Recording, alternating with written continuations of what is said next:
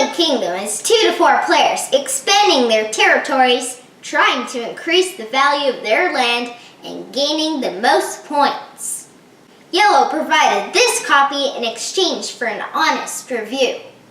Take the bunnies in your chosen color, place a single tower city on each city spot on the board, shuffle the exploration cards, and keep the remaining bits in deck close by. Deal cards to each player. It will be a different number depending on if you're playing with 2, 3, or 4 players. On your turn, you'll choose 2 cards, then put the rest down to the side.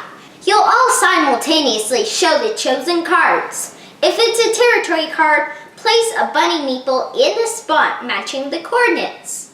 If it's a parchment card, keep them face down. These will be scored at the end. If it's a building card, camp, city, farm, or sky tower, place it in front of you with the matching token. Provisions cards are resolved immediately. Once all cards are resolved, pass your cards to the next player clockwise and choose 2 cards for the next phase. Continue until all cards are gone.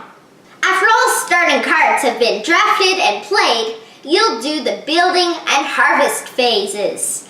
During the building phase, camps must be placed on empty territories. Unless later kicked off by an opponent's actual territory card, camping gets you the benefits without owning a territory.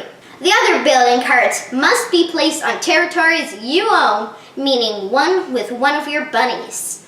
Some cards have requirements, so keep an eye open for those. Let's look at some cards.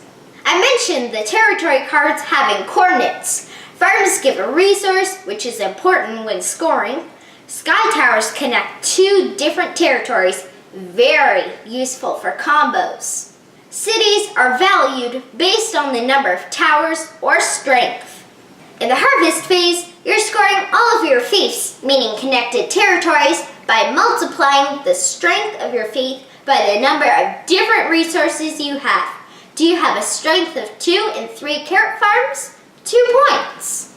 Rounds 2, 3, and 4 are played the same, but you'll pass your cards counterclockwise, clockwise, then counterclockwise again. Parchments are scored at the very end. There are loads of different ones. Some score immediate points, and some are multipliers. 2 points for each carrot farm, and so on.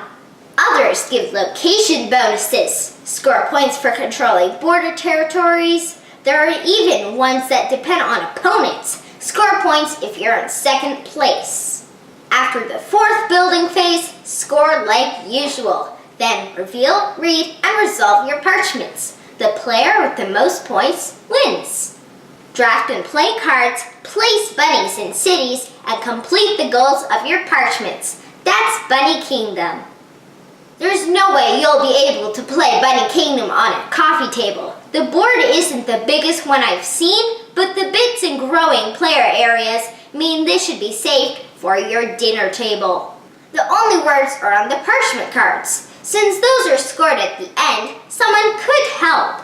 Although if you aren't a strong reader, you won't know what to go for. There's a lot of multiplication during the scoring phase. The reference card has a 16 times 10 table to help. I could see this played by experienced 8-year-olds who are average at grade 3 math and reading. The stronger at those, the better. Our first game of Bunny Kingdom, learning the rules and scoring, was a little over 2 hours. Every game since then, including teaching Grandma, has been a little over an hour. Poor Dad. He'll be in first or so during the main game. Once those parchments come around, he sinks like an anchor. I don't know if he isn't grabbing enough of them, or he's drafting or getting stuck with the wrong ones. During final scoring, it's become a running joke to see how quickly we pass him.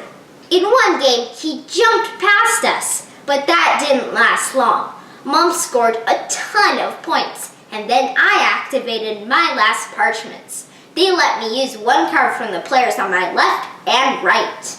I think Dad ended up losing that one by at least 30. Yellow's components, aside from parts of 8-Bit Box, are fantastic. I love that the bunnies fit with the camps, tokens, and cities. The colors and artwork are magnificent. The theme and table presence should hook people. After your learning game, the time spent playing will be cut in half. The graphic design and straightforward rules really help speed things along. With all that said, setup, takedown, and scoring are all about as long as the game itself. People with analysis paralysis, meaning you freeze when there are too many choices, might slow this game down to a crawl. Consider yourself warned. There is strategy with the card drafting, but the game is mostly tactical. You're responding to what other players do, hoping the good cards come back to you and working with a board that keeps shrinking. The parchments really change final scoring. In other words, know that this is still a family game deep down, so if you like to be in total control of your wins and losses, skip this. I quite like Budding Kingdom. It's a lot of gameplay in a short amount of time, has many decisions and ways to get points, and has players interacting in a way that isn't mean and direct, but it's still definitely there. It's also super cute. I know some people will hate it due to its randomness, but if you like light strategy and heavy tactics, I think you'll really enjoy Budding Kingdom.